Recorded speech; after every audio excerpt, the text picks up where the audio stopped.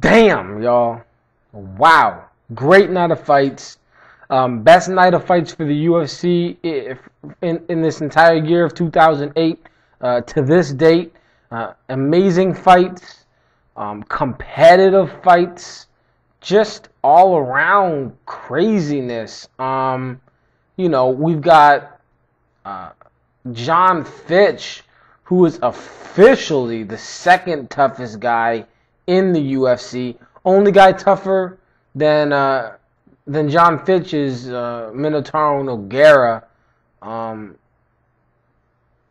Wow.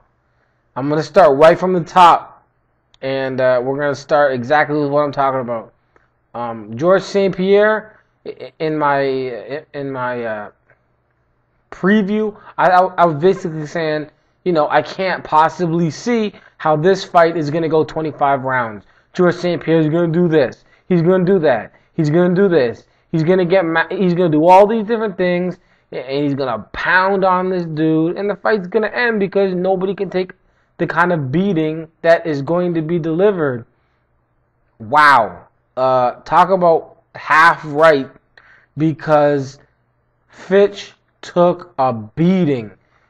I mean, literally, he got knocked out like 5 times, but like didn't actually get knocked out. I mean, if you'll note, I'm talking right now with John Fitch. You know what I mean? GSP, I thought he was gonna do what he did. I just thought that, what he was doing would have been enough to finish anybody, and obviously, it's enough to finish anybody but John Fitch. He laid a beat down. Fitch got beat down, and he just didn't go down, didn't stay down. If it was just wow. So the fight itself, 5 rounds of domination, but like I can't get over the fact that George St. Pierre beat his ass like that for so long, and the fight still went to a decision. It's like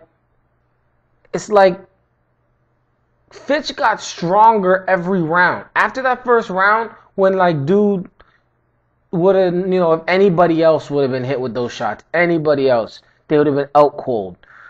They would have had that, that give up in them, that little voice that's just like, stop it, just give up. You're getting beat down. You can't win. That little voice that's like, I don't know. It's in my head for the slightest things. I'm like, man, just, don't do any more sit-ups or whatever it is, man. That voice was like the opposite. It was like, yo, man, come out aggressive next round. Like, he got beat down in round 1, came out round 2, and was like pushing the pace. And then got beat down and came out round 3 and was like coming at him. Beat down, came out round 4, still coming at him. Cut up, bumped up, bruised up, swolled up, just kept coming forward. To be completely honest, I think it's obvious, but I was more impressed by his ability to take the beat down than I was with George St. Pierre's ability to deliver that beat down, probably because I was just surprised by the fact that he could take the word of the day is beat down. The word of the day is beat down. August 10th, the word of the day is beat down. All day. Whenever you hear beat down, even if it's like beat and then down with words in the middle, that's the word. You take all the other words out, beat down. That's the word of the day. John Fitch, very impressive. I mean, if George St. Pierre couldn't,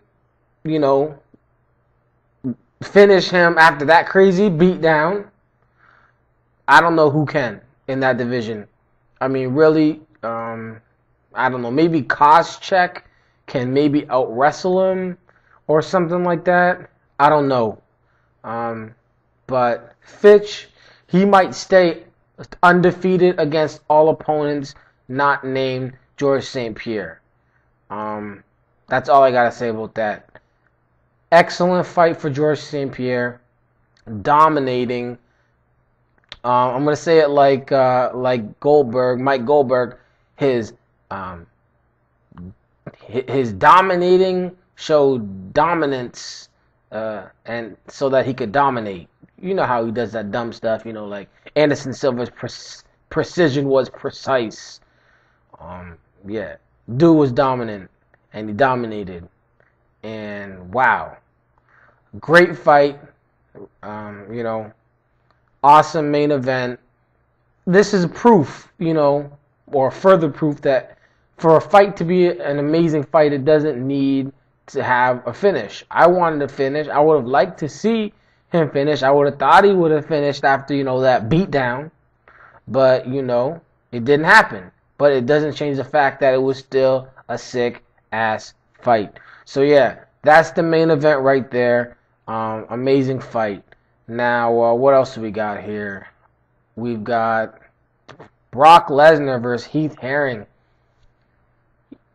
I think what I got to do is realize that everything isn't black and white. I've got, like, my predictions. I'm like, George St. Pierre is going to win by beatdown. And, Brock Lesnar is going to win by beatdown.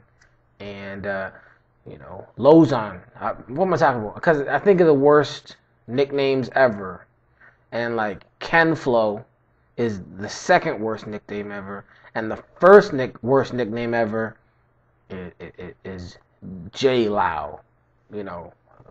So I said J Lau, but I meant Ken Flo. Anyways, Ken Flo, I thought he was going to win by beatdown. And, I just thought everybody was going to win by beatdown. I mean, I guess, there's in-betweens. It's not just beatdown or no beatdown. Damian Maia, I thought he was going by beatdown. But, these dudes are obviously, able to take punishment. And, in this case with Brock Lesnar, I thought it was going to be under 61 second beatdown. And what ended up happening was I didn't give Herring the benefit of just being able to take the beatdown. And I think I gave Brock too much credit in thinking that he knew how to do anything other than deliver a beatdown. But he doesn't know how to finish a fight yet. I mean, right now, if you don't give up either willingly by tapping or unwillingly by blacking out because your brain got swelled up and concussed, other than that, most likely hammer fists. Brock Lesnar can't finish fights right now. He just is not skilled enough. He's strong enough. He's powerful enough. He's fast enough. He's still everything else. Like Lesnar is what we thought he was. But it's like he's not at the level yet where he can finish a fight. He's not, what Ken Flo was saying. I finish fights. But man, he came across, boom, tagged him with that cross, went for the football, like head down, nasty, just absolute, just nasty, I just met in the middle, like bam, damn, busted dudes up, his eye all up, closed it up, swelled this eye, swelled this. Just 15 minutes of beatdown. 15 minutes. Herring, I don't know why he's mad. You know what I mean? Herring is a fighter, an experienced fighter who's fought lots of guys, and Lesnar is an inexperienced fighter whose only weapon is his size and his wrestling. So what do you want him to do? You want him to strike with you? He's not going to strike with you. I mean, he struck you, and you did a backflip, basically. But what he's going to do? He's going to jump on you. He's going to punch you. That's what he did. He beat you down fair and square. He showed a little bit of unsportsmanlike conduct after, but whatever, man. He's not a politician. He's an ex-WWE guy. He still got the persona. He still got that, cocky, entertaining, thing that he does. Some people hate it. Some people like it. Some people love it. I mean, I'm like, either way. You know, if you want to be a complete asshole and win fights, then I would rather that than you be a complete asshole and lose fights, because then you're a complete asshole and a loser. At least you can be a winning asshole. A winning asshole is better than a losing asshole, I guess. I mean, you don't have to be an asshole at all, but hey, Brock Lesnar is one winning asshole. And, well, and by that I mean he won.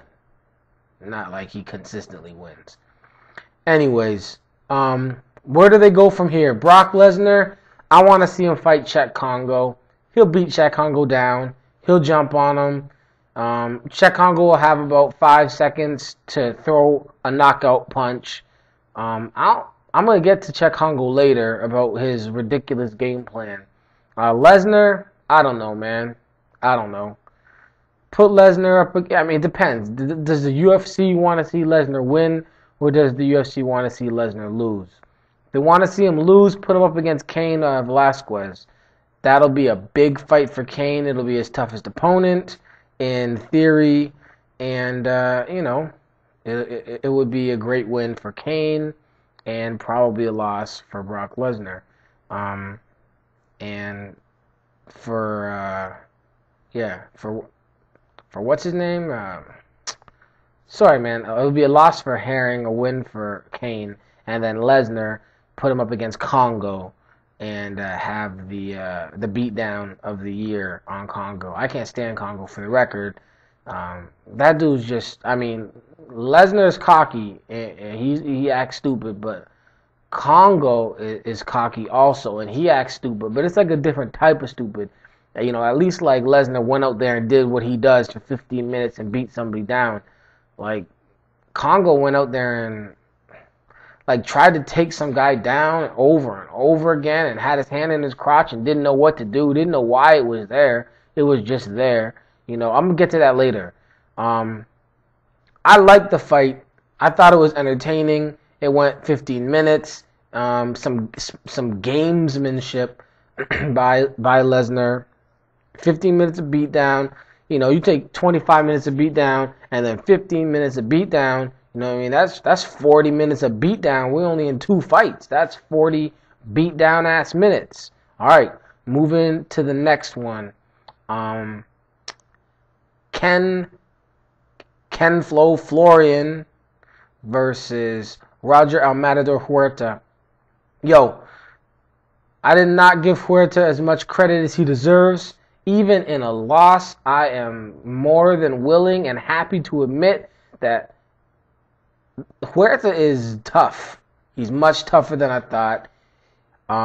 Is he any better a fighter than I thought? I don't know. But he's definitely tougher. He definitely had I finish fights Florian afraid, or at least more hesitant to actually get into that brawl, you know. I mean, Florian, you know, fought like a smart fight, refused to like just throw down. And I don't know, if he would have thrown down, I don't know what would have happened, because dude was much more aggressive. Huerta was much more aggressive. Huerta, I mean, damn, that was a good-ass fight too. You know what I mean? 3 fights that went the entire distance. It was a great fight. I had Florian winning this by beatdown in the first round. That's not what happened. And I ain't upset, you know.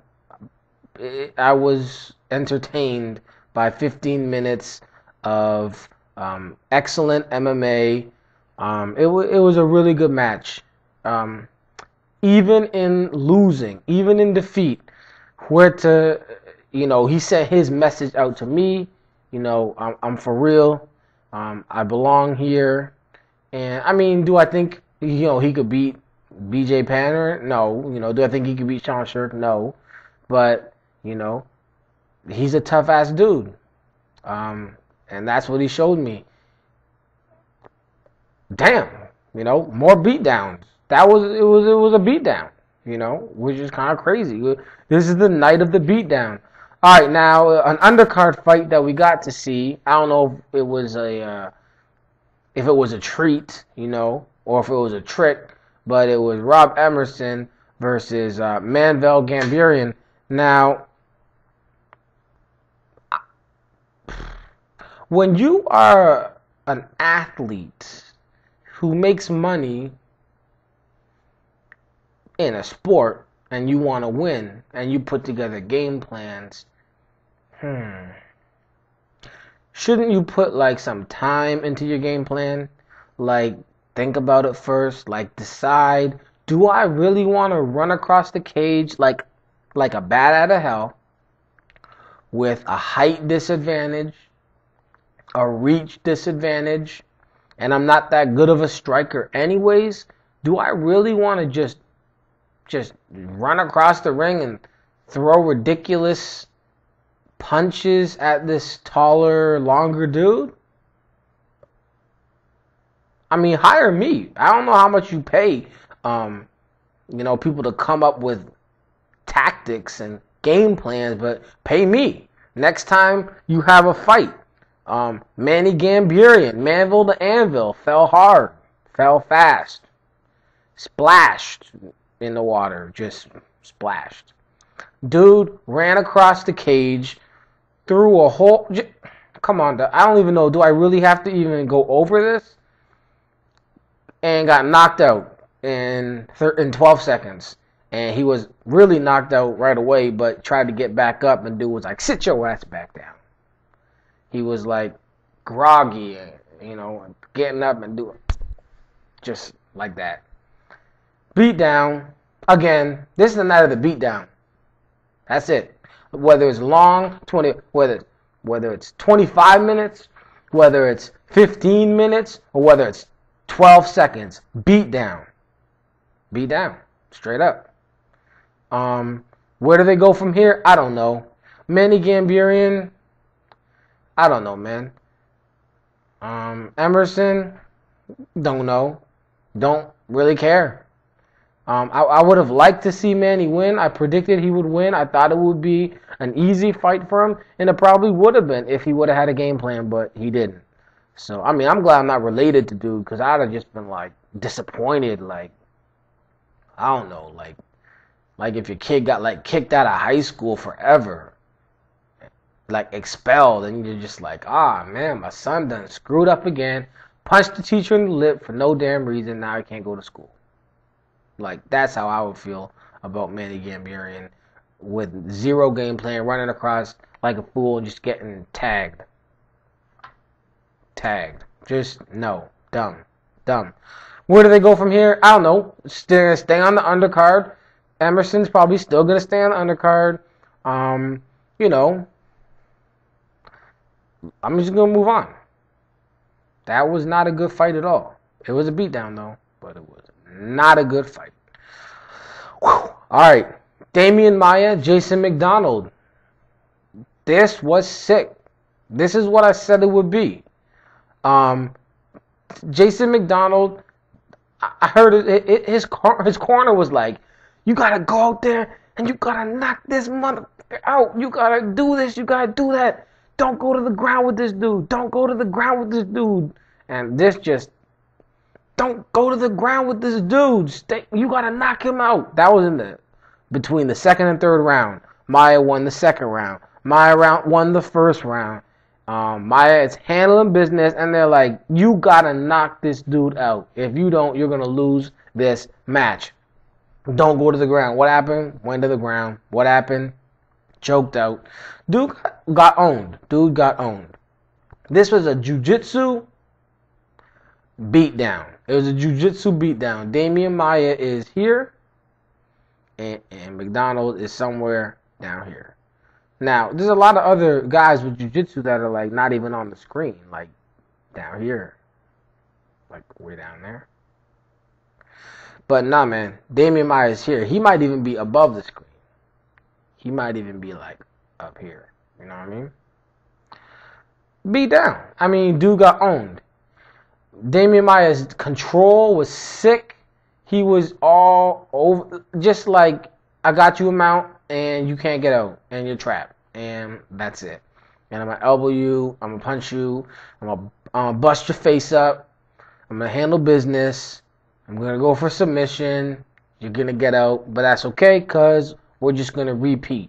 It was a beatdown, it was a good fight, submission of the night.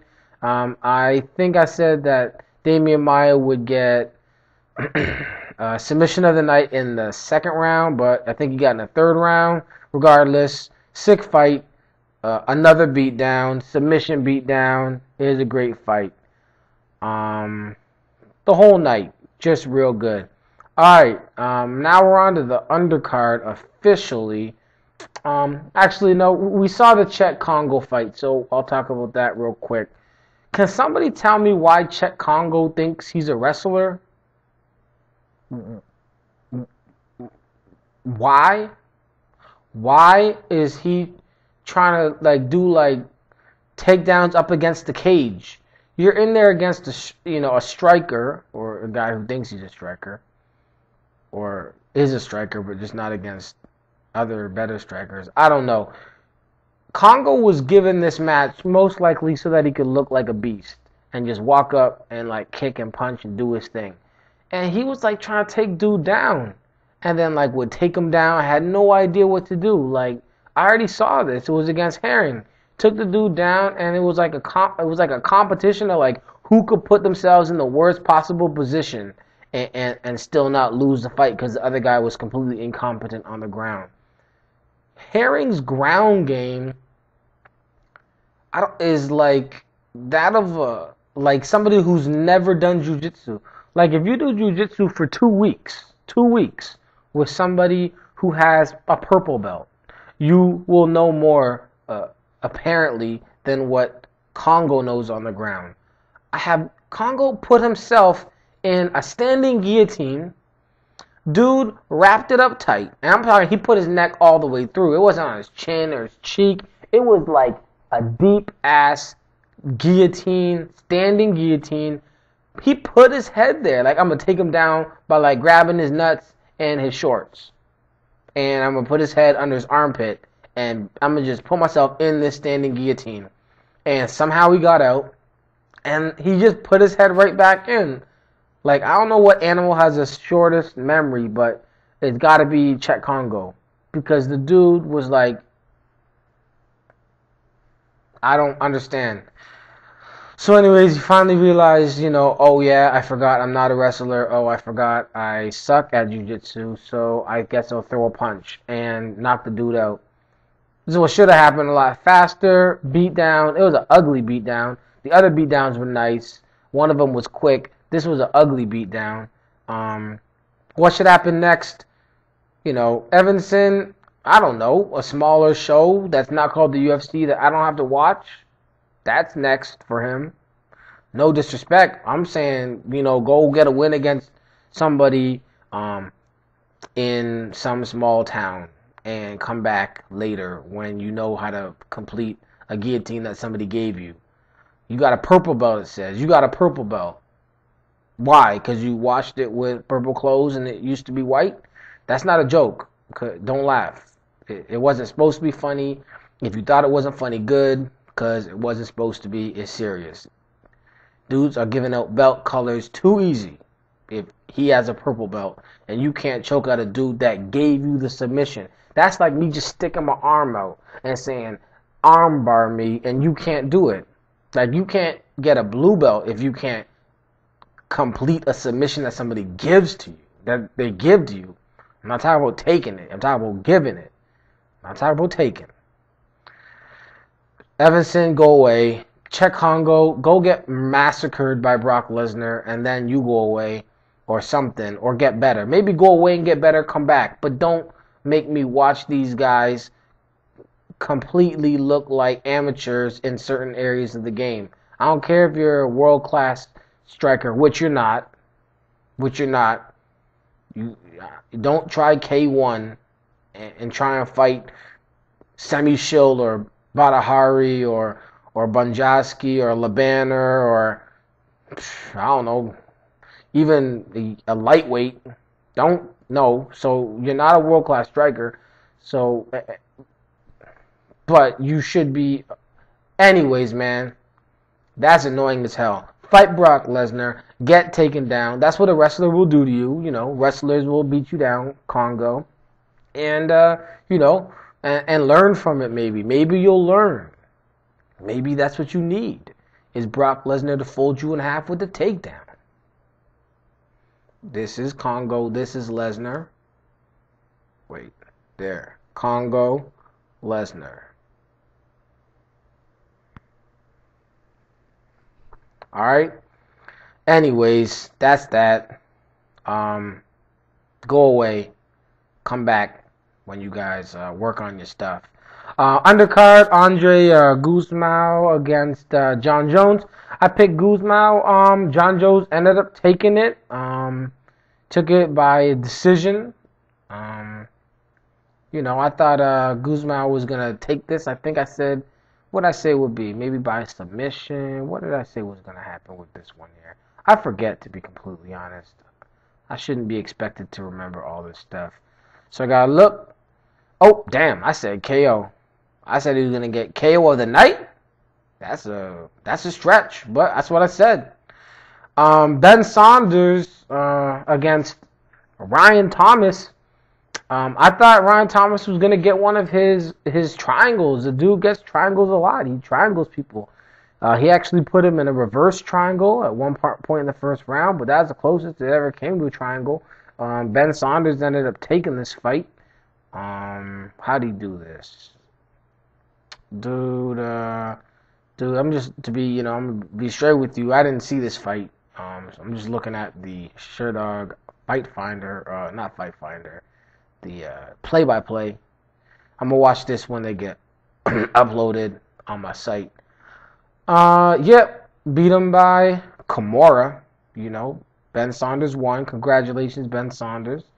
And then Steve Bruno, he got handled by Chris Wilson. Chris Wilson won 30-27. I thought that Chris Wilson would win in the third round by TKO, but he won in the end of the third round by decision. And last but not least, Luke Kumo versus Tamden McCrory. I said that McCrory would win the fight. McCrory did win the fight. I think he won by did he win by? How did he win? I forget. How did he win? Let's see. He won by decision. All right, y'all. What did we learn from tonight? We learned that GSP is still a beast. Yes, we did. We learned that John Fitch is amazing at staying in fights. Second toughest guy in the UFC. Second only to Nogueira, who takes bigger punches from bigger guys and possibly bigger beatdowns, and definitely from better guys. But yeah, we learned Huerta is serious. Even in the loss, Huerta is serious. And, we learned Ken Florian, he does not finish fights. That's not fair. He definitely tried. He won. Unfortunately, he's probably not going to get his title shot against BJ Penn, because they're probably going to put BJ Penn up against George St. Pierre. It's probably going to be in December, and that'll be a good fight. I mean, to be completely honest, I obviously want to see George St. Pierre against BJ Penn before I want to see BJ Penn against Ken Florian. But it's gonna be a good fight. I'm gonna watch it, of course. It's a tough one to call. The first one was a tough fight. BJ Penn lost that one, but he did beat dude up in a beatdown, but he lost the fight. It's going to be a grappling match, I think. It's going to be a grappling match. BJ Penn's looking better than he's ever looked. No homo. And so is George St. Pierre. So we're looking at the best George St. Pierre versus the best BJ Penn. That's a good fight. That could be the best fight of the year. We shall see. What else do we learn? We learned Damian Maia His jiu-jitsu, we already knew it, but we learned, like, don't do jiu-jitsu with this dude. Unless this is like Jacare and he comes over into the UFC from Dream and wants to do like a jiu-jitsu match. We learned, don't mess with Damian Maia's jiu-jitsu. What's next with, by the way, what's next for McDonald? I mean, he's still a tough guy. He's still got some wins over, some good opponents, and he's still lost to the best people he's ever faced. He probably is the gatekeeper of that division. He's probably the dude that it's kind of like, face this guy, how will you do against this guy? And then that will kind of decide where you are. But yeah, that's about it. Best UFC of the year, in my opinion. I'll be back with the next one. It's on September 9th, I think. Well, no, one more time. Is it September 9th? I don't know, but it's in September. It's looking like a pretty good card. I'll have my preview of that. And yeah, man, it was it 3 in the morning almost. It's still getting done. You know why? Because MMA is important, y'all. It's important. Peace.